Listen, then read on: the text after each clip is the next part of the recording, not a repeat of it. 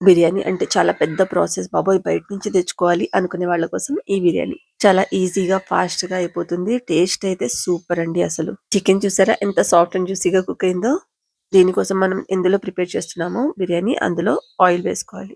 Next ఇందులో కొన్ని basic biryani స్పైసెస్‌ని వేసుకొని లైట్‌గా కలర్ వచ్చే వరకు ఫ్రై చేసుకోవాలి. ఇవి కొంచెం ఫ్లేవర్ వచ్చిన తర్వాత ఇందులో ఆనియన్స్‌ని వేసుకుంటున్నాను. నెక్స్ట్ ఇందులో పచ్చిమిరపకాయలు వేస్తున్నానండి. నేను అరకిలో చికెన్ తీసుకున్నాను. దానికి తగ్గట్టుగా ప్రిపేర్ చేస్తున్నాను.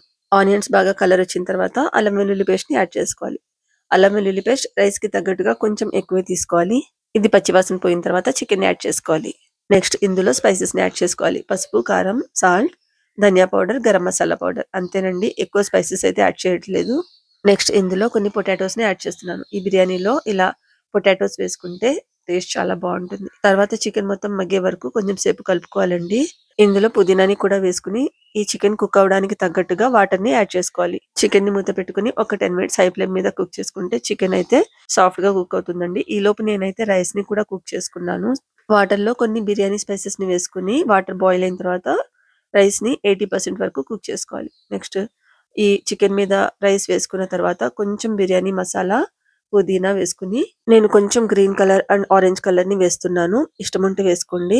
వేసుకుంటే బిర్యానీ చూడ్డానికి బాగుంటుంది. నెక్స్ట్ దాని మీద ఫ్రైడ్ ఆనియన్స్‌ని వేసుకోవాలి.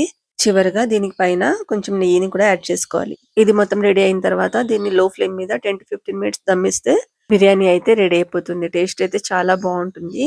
వీడియో నచ్చితే తప్పకుండా లైక్ చేయండి. ఇలాంటి మరిన్ని వీడియోస్ కోసం నా ఛానల్ షమిలాస్ కిచెన్‌ని ఫాలో చేయండి. Thank you for watching my recipes.